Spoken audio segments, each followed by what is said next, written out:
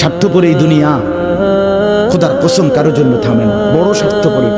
হ্যাঁ, যেদিন বাপের জানাজা পড়ে, যেদিন বাপের লাশ কবরে দাফন করে, সেদিনও বংশধর সন্তান ছেলে মেয়ে ঘন্টাখানিক 2-4 ঘন্টা কাইন্দা কাটটা হইলো, রাতের বেলা ঠিকই ভাত খায়। হ্যাঁ, পাশের ঘর থেকে খানা আনে, বাবারা ঠিকই খায়। স্বার্থপর দুনিয়া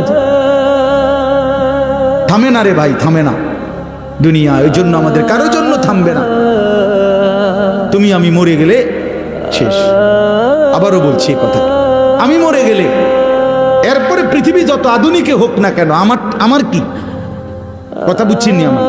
আমি মরার পরে যদি সবার ঘর স্বর্ণের বাড়ি হয়ে যায় তো আমার লাভ হইল কি? আমার মৃত্যুর পরে যদি সব মানুষ আধুনিক হইয়া সাঁদের দেশেও জায়গা, আমার ফায়দা কি? আমি তো না, আমি তো মরে গেলাম।